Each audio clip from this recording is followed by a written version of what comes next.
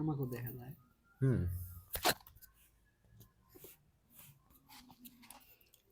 আচ্ছা, এটা হচ্ছে প্রথম পেজ। প্রথম প্রথম পেজে আমরা শুধু একটা নাম দিছি আর আমাদের বাজেটটা দিছি, বাজেট এই দুটোই শেষ। দুইটাই কাজ। আচ্ছা ঠিক আছে। আমরা এবার দ্বিতীয় পেজে চলে দ্বিতীয় আসলাম। আচ্ছা দ্বিতীয় পেজে আসলে প্রথমে দিছি আমরা একটা নাম। অ্যাডসেট নেম হ্যাঁ, এরপর দিছি হচ্ছে আমাদের কনভার্সন লেভেলটা। কনভারসেশনের মধ্যে একটা মেসেজ দিয়ে দিলাম তাই না? হ্যাঁ, মেসেজ দিয়ে দিলাম। এরপর হচ্ছে আমাদের যে ফেসবুক পেজের নাম, সেখানে পেজের নামটা দিতে হবে।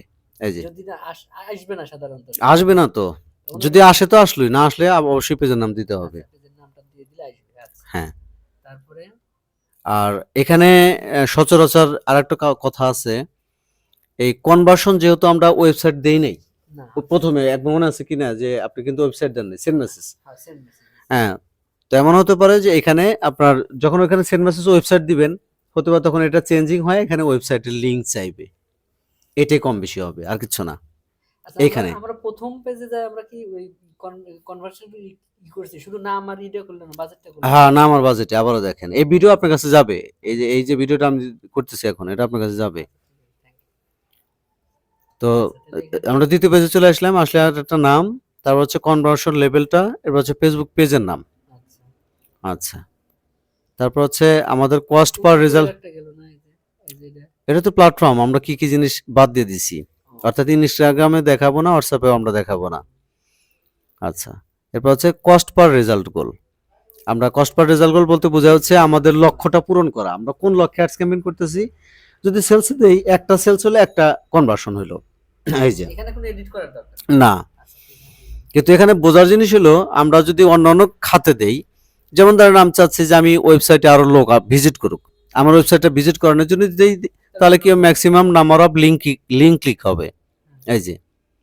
আর যদি দেই যে আমরা অ্যাওয়ারনেস ক্যাম্পেইন দিচ্ছি বিজ্ঞাপনের জন্য, তাহলে হবে হচ্ছে যে ম্যাক্সিমাম নাম্বার অফ রিচ, এই যে, যেন মানুষের কাছে বেশি বেশি পৌঁছায়, এই যে। হুম, ঠিক আছে, তো আমরা যেহেতু দিচ্ছি সেলসের লক্ষ্যে, তাহলে ম্যাক্সিমাম নাম্বার অফ কনভার্সন এটাই হবে।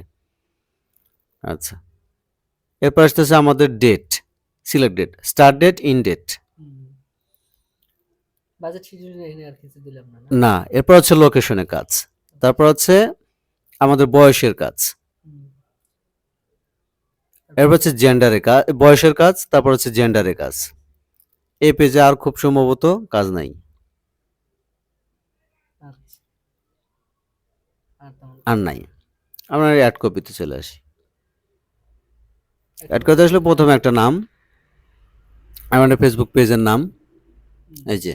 হুম, তো অ্যাডসেটে এসে আমাদের নাম উল্লেখ হ্যাঁ, করা লাগছে। তারপর এখানে ম্যানুয়াল আপলোড না থাকলেও ম্যানুয়াল আপলোড, থাকলেও ম্যানুয়াল আপলোড। হ্যাঁ, এরপর আমরা সিঙ্গেল ইমেজ দিলে, যদি সিঙ্গেল ইমেজ দিই তাহলে এটাই।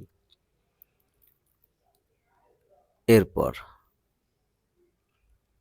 এখানে এটা তো হচ্ছে, ওইখানেই তো এটা ধরে নিবে তাই না? হ্যাঁ, প্রাইমারি তারপর হচ্ছে আমাদের প্রাইমারি টেক্সট, হেডলাইন এবং ডিসক্রিপশন, তিনটা। হুম, এরপর হচ্ছে call to action button. Call to action বাটনে আমরা যেহেতু ওয়েবসাইট নাই, মেসেজ দিচ্ছি। সেন্ড মেসেজ দিচ্ছি, তাহলে আমরা সেন্ড মেসেজই রাখবো। আচ্ছা, আর নেই। আর না। এখন পাবলিশ দিলে পাবলিশ হয়ে যাবে। হ্যাঁ, পাবলিশ হয়ে যাবে।